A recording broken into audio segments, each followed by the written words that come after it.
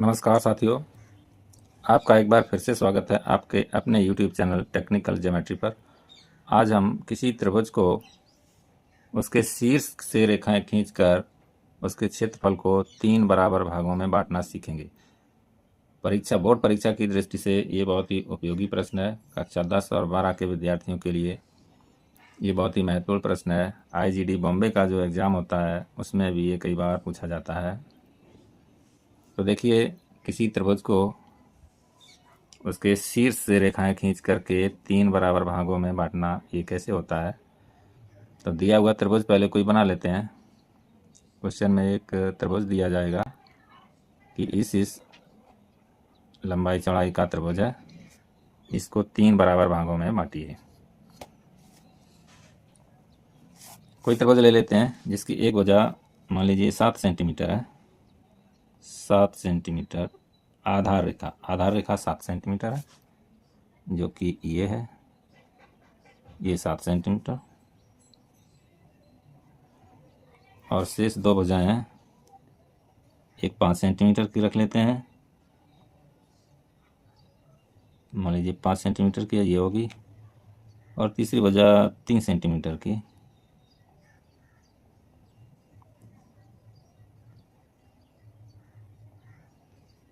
तीन नहीं, 4 ले लेते हैं, चाप को काट तो जाए। चाप ही इतना छोटा खींचा है, ये काट नहीं रहा है, अब काटेगा। 4 सेंटीमीटर रख लिया है। 4, 5 और 7 सेंटीमीटर भुजा वाला ये त्रिभुज है।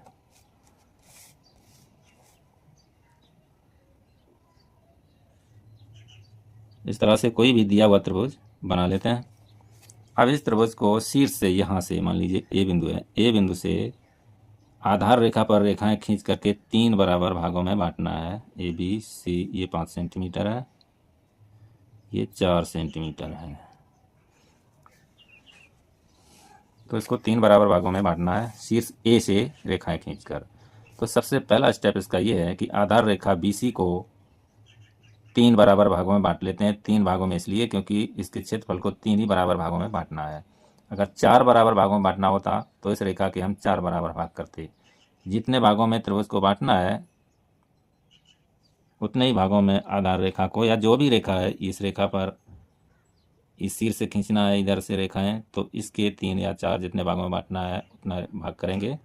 अभी हम आधार रेखा के 3 बराबर भाग कर रहे हैं, क्योंकि रेखाएं यहाँ से खींचना ए बिंदु से। एक कड़ हमने खींच ली है बी बिंदु से।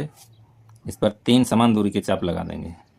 दूरी समान रहेगी, इस चाप की कोई नाप नहीं है। 1, 2 और 3। तीसरे चाप को हम सी बिंदु से मिला देंगे। ये हमने सी बिंदु से मिला दिया। अब इसी रेखा के समांतर रेखाएं खींचते जाएंगे और आधार BC के 3 भाग हो जाएंगे।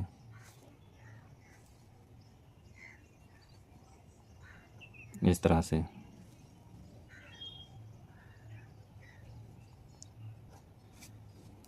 BC रेखा के हमने 3 बराबर भाग कर दिए, जो कि 1, 2 और 3 नंबर पर हैं।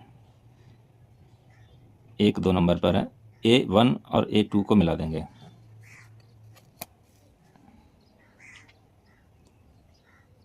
A1 और A2 को हमने मिला दिया है। यही हमारी अभिष्ट रेखाएं हैं।